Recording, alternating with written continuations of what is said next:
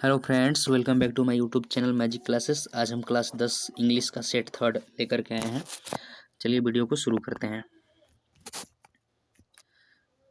First में है read the passage carefully and select the best possible option. चलिए passage को ध्यानपूर्वक पढ़ते हैं। तो चलिए पैसेज है, plastic is used everywhere because it is cheap and convenient to use. इसका मतलब ये हुआ कि प्लास्टिक जो है चारों तरफ यूज किया जाता है, और क्योंकि यह बहुत सस्ता होता है और सुविधाजनक होता है एक स्थान से दूसरे स्थान तक ले जाने में भी। People use plastic bags and other things made from plastic. लोग क्या करते हैं कि प्लास्टिक की बनी हुई बैग या फिर अन्य चीज़ें जो प्लास्टिक से बना होता है उसका उपयोग करते हैं। आगे बता रहा है, the use of plastic is creating plastic pollution. अब क्या हो रहा है कि प्लास्टिक की यूज से क्या हो रहा है कि प्लास्टिक पॉल्यूशन उत्पन्न हो रहा है। आगे बताया जा रहा है कि plastic can not dissolve so they remain for a long time. Plastic क्या होता है कि आसानी से जो है नहीं घुलता मिलता है किस पानी वगैरह में भी, इसलिए बहुत लंबे समय तक ये बना रहता है। आगे बता रहा है, plastic pollution is harmful for life on earth. अब प्लास्टिक पॉल्यूशन है जो पृथ्वी पर जो भी जीवन यापन कर रहे हैं जीव जंतु उसके लिए हानिकारक होता है। आगे है, animal on land and sea eat plastic mistaking it as food. अब क्या इसमें बताया जा रहा है कि एनिमल जो धरती पर रहते हैं और जो समुद्र वमुद्र पानी में रहते हैं वो गलती से प्लास्टिक को भोजन समझकर खा लेते हैं। आगे बताया जा रहा है, plastic is also harmful for soil. अब प्लास्टिक जो होता है वो मिट्टी के लिए भी हानिकारक होता है। Plant can not grow well in such soil. अब प्लांट जो होते हैं वो अच्छी तरह से विकसित नहीं हो पाते हैं ऐसे मिट्टी में जहाँ पर प्लास्टिक होता है ज़्यादातर। आगे बताया जा रहा है कि वाटर ऑल्सो गेट पॉल्यूटेड। अब पानी भी क्या होता है कि प्लास्टिक से प्रदूषित होता है। आगे है, use of plastic is very harmful. अब प्लास्टिक का यूज जो है बहुत ही हार्मफुल होता है। We all have to be aware of its harmful effect. अब हम सबको क्या होना सतर्क रहना चाहिए इसके हार्मफुल इफेक्ट से। तो चलिए पैसेज तो हम लोग पढ़ लिए, अब क्वेश्चन की ओर चलते हैं। फर्स्ट क्वेश्चन है मेरा, choose the most suitable title for the given passage. अब चलिए जो पैसेज दिया हुआ है इसके लिए हमको सूटेबल पैसेज यानी शीर्षक टाइटल खोजना है। तो टाइटल क्या है, चलिए पढ़ते हैं। ऑप्शन है आपका plant life, animal life, plastic pollution. तभी हम लोग प्लास्टिक पोल्यूशन के ही बारे में पढ़ रहे थे, तो इसका मोस्ट सूटेबल टाइटल हो जाएगा option number B, plastic pollution. Next है, why is plastic used everywhere. अब प्लास्टिक का उपयोग जो है एवरीवेयर यानी चारों तरफ आसपास में हमारे क्यों किया जा रहा है। तो ऑप्शन है, it has become a symbol of soil status. आगे, it is cheap and convenient to use. देखिए हम लोग पढ़े थे पैसेज में कि ये क्या होता है, सस्ता होता है और कन्वेनियंट होता है, यूज करने में सुविधाजनक होता है, इसके लिए यूज किया जाता है। नेक्स्ट है, प्लास्टिक इज हार्मफुल फॉर। अब देखिए प्लास्टिक हानिकारक होता है तो किसके लिए होता है, पीपुल के लिए, प्लांट के लिए, एनिमल्स के लिए, ऑल ऑफ द एबव। तो इन सभी के लिए प्लास्टिक क्या है, हार्मफुल है, इसलिए इसका ऑप्शन नंबर डी सही हो जाएगा। नेक्स्ट है मेरा, what should we be aware of according to the passage. अब पैसेज के अकॉर्डिंग हमें किस चीज़ से सतर्क रहना चाहिए, सावधान रहना चाहिए।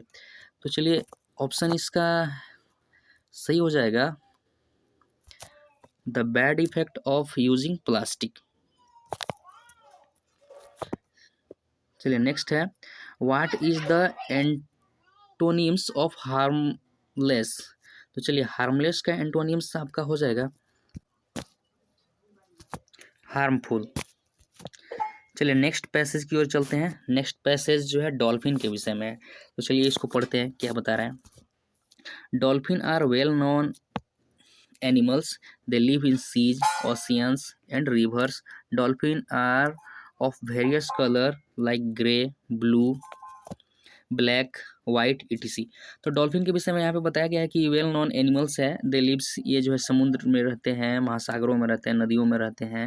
ये जो है अनेक कलर के पाए जाते हैं, जैसे ग्रे हो गया, ब्लू, ब्लैक, वाइट इत्यादि। They are very intelligent animal, ये बहुत जो है ना इंटेलिजेंट एनिमल होते हैं। Dolphin often forms large groups which are called ports. अब देखिए ये हमेशा जो है बड़ा ग्रुप्स जो है बनाते हैं, इस ग्रुप को जो है ना पोर्ट्स बोला जाता है। आगे बोल रहा है, most dolphin species have long snouts and 100 to 250 teeth. इसके विषय में बताया जा रहा है कि इसके जो है 100 से लेकर के 250 टीथ्स के विषय में बताया जा रहा है। There are also dolphin with short snouts. आगे बोल रहा है in order to sense their surrounding and to track down their prey dolphin make click sounds, this is called echolocation. चलिए ऑप्शन तो हम लोग अब ऑप्शन की ओर चलते हैं, देखते हैं क्या बताया जा रहा है। दिस पैसेज अबाउट, यानी यह पैसेज किसके विषय में है, तो डॉल्फिन के विषय में है। नेक्स्ट है what type of animal are the dolphins, यानी डॉल्फिन किस तरह के एनिमल होते हैं, तो ये इंटेलिजेंट एनिमल होते हैं, ऑप्शन नंबर ए सही है। व्हाट आर पोर्ट्स, पोर्ट्स किसको बोला जा रहा है, तो large group formed by the dolphin, जो देखिए एक बड़ा सा ग्रुप बनाया जाता है डॉल्फिन के द्वारा, इसी को हम लोग पोर्ट्स बोलते हैं, तो ऑप्शन नंबर बी सही है। नेक्स्ट है how do dolphin sense their surroundings, यानी अपने आसपास के जो है ना चीज़ों को किस तरह से सेंस करते हैं, सेंस कर पाते हैं, तो by clicking sounds. What is the synonyms of brilliants, अब ब्रिलियंट्स का सिनोनिम्स आपका होता है इंटेलिजेंट, ऑप्शन नंबर बी सही है। चलिए नेक्स्ट आपका है, क्या बता रहा है, क्वेश्चन है आपका assume your self as Rani या Ravi, write an application to the headmaster of your school to grant you leave for 2 days, complete the application by choosing the suitables option given. अब यहाँ पर क्या करना है कि आपको एज्यूम करना है कि आप रानी या रवि हैं, आपको एज्यूम करके एक एप्लीकेशन लिखना है प्रधानाध्यापक के पास 2 दिन की छुट्टी के लिए। यहाँ पर ऑप्शन आपका जो है दे रखा है, इसमें से चूज करके हमको यहाँ पे फिल करना है स्पेस को।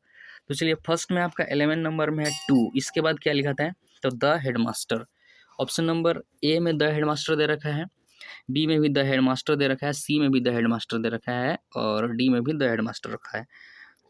तो यहाँ पर ऑप्शन नंबर ए सही होगा, क्योंकि कैपिटल में भी द हेडमास्टर शुरू कैपिटल से ही स्टार्ट होगा। नेक्स्ट है 12 में, देखिए क्या बोल रहा है, most humbly and respectfully I beg to say that I am, तो यहाँ पे हो जाएगा सफरिंग, ऑप्शन नंबर बी सही हो जाएगा, सफरिंग फ्रॉम फीवर। नेक्स्ट है 13 नंबर में कंपेल्ड टू, तो 13 नंबर में कंपेल्ड टू अपसेंट, 13 का बी हो जाएगा absent. Myself from school for 2 days, I request you to grant me leave for 2 days, I shall be highly. अब 14 में देखिए क्या भरना होगा, हाईली ऑब्लिग्ड हो जाएगा। अब 15 का हो जाएगा ओबीडियंटली। चलिए ऑप्शन नंबर ए। चलिए इस तरह से आपका कंप्लीट होता है और चलते हैं सी ग्रामर सेक्शन की ओर। तो ग्रामर में देखिए आपका क्या करना है, फर्स्ट में दे रखा है babies when they are hungry, तो यहाँ पर कहने का मतलब है कि बच्चे क्या करते हैं कि रोते हैं जब वे भूखे होते हैं, तो यहाँ पर बेबीज है जो कि आपका ये प्लूरल है, इसलिए यहाँ पर मेरा ऑप्शन नंबर ए से हो जाएगा क्राई, जब वे भूखे होते हैं तो चिल्लाते हैं। आगे बोल रहा है 17 में इट नाउ, अब यहाँ पे हैज रैंड दे रखा है, रैनिंग दे रखा है, इज रैनिंग दे रखा है, वाज रैनिंग दे रखा है, तो अभी प्रेजेंट की बात की जा रहा है, यानी अभी बारिश हो रही है, तो यहाँ पे हो जाएगा option number B is raining now, अभी बारिश हो रही है। नेक्स्ट आपका है choose the correct option, are you playing tennis, the sentence is, अब यहाँ पर देखिए क्या आप टेनिस खेल रहे हो, तो यहाँ पर देखिए वर्ब का जो है चौथा फॉर्म लगाया गया है और यहाँ पर इज एम आर के साथ लगाया गया है, तो यह आपका जो है प्रेजेंट कंटिन्यूअस में हो जाएगा, तो इसका ऑप्शन नंबर बी सही हो जाएगा, प्रेजेंट कंटिन्यूअस। नेक्स्ट है आपका ही स्विम्स इफ ही विशेस, यदि वो चाहे तो वो तैर सकता है, यहाँ पर एबिलिटी को दिखाया जा रहा है, तो क्षमता को दिखाया जा रहा है, तो इसका ऑप्शन नंबर बी हो जाएगा कि वह तैर सकता है यदि वह चाहे तो। नेक्स्ट है आपका सी डज नॉट नो, अब यहाँ पर देखिए जहाँ पर सी डज नॉट नो यहाँ पे क्या अप्लाई करेंगे, तो हाउ, यहाँ पे हाउ सही हो जाएगा, हाउ टू डांस, वह नहीं जानता है कि कैसे नाचते हैं। नेक्स्ट आपका सी स्पीक इंग्लिश फ्लुएंटली, अब यहाँ पर भी एबिलिटी को दिखाया जा रहा है कि वह धारा पर वह अंग्रेजी बोल सकती है। नेक्स्ट है आपका the passive voice of he is making a film, तो चलिए इसका पैसिव वॉइस क्या हो जाएगा, तो इसका पैसिव वॉइस आपका हो जाएगा a film is being made by him, यानी ऑप्शन नंबर सी सही है। नेक्स्ट की अगर बात करें तो चलिए transform the given sentence into indirect speech, क्या है, the teacher said the earth is round, यानी शिक्षक ने कहा पृथ्वी गोल है। अब देखिए यहाँ पर द अर्थ इज राउंड यानी क्या है कि यूनिवर्सल ट्रूथ है, तो यूनिवर्सल ट्रूथ होता है तो सेड के बाद हम लोग जो है दैट अप्लाई कर देते हैं और बाकी सेंटेंस ज्यों का त्यों रहता है। तो यहाँ पर हो जाएगा मेरा the teacher said that the earth is round, यानी ऑप्शन नंबर ए आपका परफेक्ट आंसर हो जाएगा। नेक्स्ट है आपका बुक से लिटरेचर से दे रखा है। चलिए आपका है read the flowing passage and answer the questions that flow. तो चलिए इसका हम जो है डायरेक्ट आपको करवा दे रहे हैं answer. The class roared I had to laugh too. तो चलिए इसका डायरेक्टली हम करवा दे रहे हैं, आप लोग बुक से जो है पढ़ लीजिएगा। इसका जो है ऑप्शन नंबर बी सही है, एनी। फिर बोल रहा है हु वाज मिस्टर किसिंग, यानी मिस्टर किसिंग कौन थे, तो यहाँ पर हो जाएगा ऑप्शन नंबर आपका बी सही हो जाएगा, एनीज टीचर। नेक्स्ट है आपका 26 who is the author of from the diary of अन्नी फ्रैंक, यानी अन्नी फ्रैंक के जो राइटर हैं वो कौन है। तो एनी फ्रैंक के राइटर आपका हो जाएंगे, इसका राइटर हैं आपका option number B, Robert Frost हैं। नेक्स्ट है question number 27 sorry. What does the word ridiculous mean here. अब रेडिकुलस का मतलब यहाँ पे क्या होता है, तो इसका मतलब आपका होता है वेरी सिली।